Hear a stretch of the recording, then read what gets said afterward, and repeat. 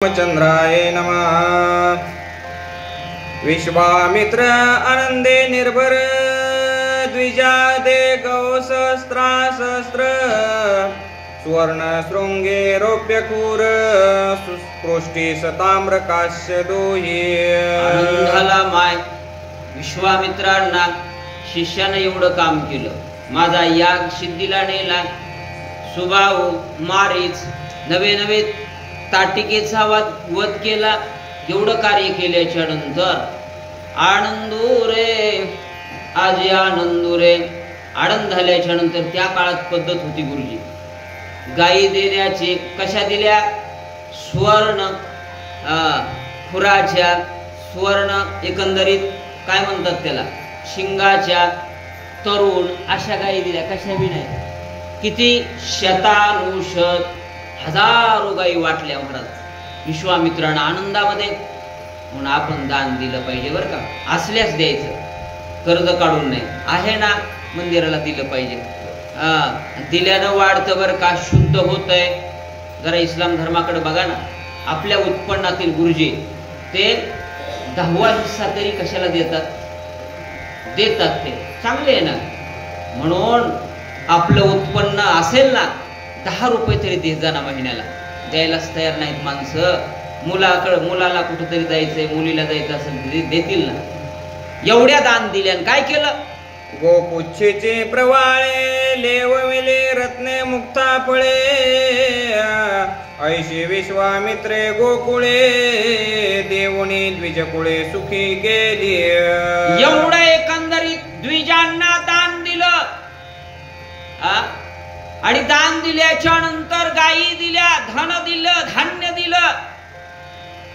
आनंद वाटला. कशामुळं? शिष्यामुळं आनंद वाटला ना. रामाने एवढं कार्य केलं ना, मला एकंदरीत आनंद झालाय. द्विजांना सुखी केलं, दिलं पाहिजे. नाव मोठ ठेवत जाऊ नका. आपण तेवढ्या लायकीचे नाही. देता येत असेल तर चांगलं द्या, करता येत असेल तर चांगलं करा, हे असं म्हणत जाऊ नका. निगेटिव्ह कधीच बोलायचं. रामायणातनं काही शिकत जा. मी तेवढा मोठा नाही, पण मोतीराम महाराजांनी आम्हाला सांगितलं, मारुतराव महाराजांनी सांगितलं, चांगलं करता येत असेल तर चांगलं करा, उचलता येत असेल तर हातानं वज उचलू लागा. होय, तुका म्हणे सत्य कर्मा भावे साये घातलिया भय नरका जाणे. म्हणून नरकाला जाऊ नका. काय केलं आणखीन ऐकूया. सुवर्णाचे संभार दक्षिणाचे सहस्रासहस्र याचक केले हर्ष निर्भर मागते अबर कौशिक यागे. राहिले नाहीत, मागते मागणारे कमी झाले. एवढे सुवर्ण दिलं, गायी दिल्या, सगळ्या एकंदरीत धनधान्य दिलं. पुन्हा कौशिक म्हणजेच विश्वामित्रांनी. आणि एवढं दिल्याच्या नंतर आनंद झाला ना, घेणाऱ्याला आनंद झाला, मागणारे कमी पडले. नको म्हणले आम्हाला. छत्रपती शिवाजी महाराज घेऊन गेले तुकाराम महाराजांकडे. म्हणले तुमची परिस्थिती जरा मला वाटायलंय, मी जवळ राहतो, त्याच्यामुळे एवढं घ्या ना आमचं. त्यांनी आपल्या प्रधानाकरवी पाठवलं शिंदे मामा. म्हणले एवढा ना नजराणा घ्या. ते म्हटले नाही, हे तो बऱ्यात न पडे. कोणतं? ते आम्हाला नको म्हणले. ये र तुमचे वित्त धन ते मद मृत्तिके समान. तुम्ही काय करा, ठेवका राजे, एकच करा. कंठी मिरवा तुळशी, व्रत करा एकादशी, मनवा हरीचे दास. तुका म्हणे मद हे आस. मला एवढीच अशी इच्छा आहे म्हणले, तुमचं एकंदरीत सोनं नको, नाणं नको. ते काय मोहात टाकते ना. किती विचारी असते तुकाराम महाराज. आपल्याकडे आला असतं, मोहानं घेऊन बसल्या होत्या जिजाबाई, अंगावर घातलं होतं सगळं. आल्या आल्या विचारलं, हे तू नवीन दिसालीस मला, हे कुणं दिलंय सांग ना. हे म्हणले माय राजानं दिलंय, हे आमचा बुवा राहत बी नाही, राहू देत बी नाही, खात बी नाही. महिलांना वाटतंय हे कुण दिलंय ते अगोदर काढ, हा जसं दिलंय तसं परत कर, तरच मी आतमध्ये प्रवेश करतो. घराच्या आतमध्ये प्रवेशच करणार नाही. माहीत असतात आपले आपले स्वभाव. म्हणले हे ऐकत नाहीत आमचे मालक. काढून ठेवलं महाराज.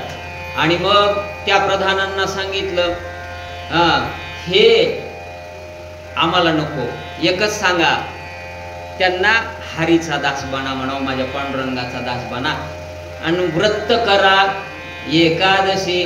तसं एवढं दान दिलं मग गुरुजी. आणि काय केलं? रामे निवटिले राक्षस गण, ऋषीचा सिद्धी पावला यज्ञ, झाले ब्राह्मण भोजन रघुनंदन निजवीय. रघुनंदन निज विजय, एवढा विजय प्राप्त केला. गुरुचा याग केला पूर्ण. विश्वामित्राचा याग जे की राक्षस होऊ देत नव्हते ते पूर्ण केला. आपल्या एकंदरीत वचनामध्ये पूर्ण राहिले. आणि राहिल्याच्या नंतर सिद्धी केलं ना सगळं. नाही म्हणले नाही, तुम्हाला नाही म्हणत जाऊ नका. हे रामांकडनं शिकायचं, लहानपणापासून हो म्हणायचं. छत्रपतींना जिजाऊ हे शिक्षण द्यायच्या. हो, रामायण घ्यायच्या, बसवायच्या, बसून म्हणायचे हे रामायण ऐक, भागवत ऐक. रामाच्या कृष्णाच्या गोष्टी सांगायच्या. महाराष्ट्राला एवढे दानते राजे प्राप्त झाले. आम्ही मुलांना बसवीत नाहीत. तुम्ही गुरुजी असलात काय, पिता म्हणून काय काम आहे आपलं? 1 तास त्याचा होमवर्क पाहायला पाहिजे.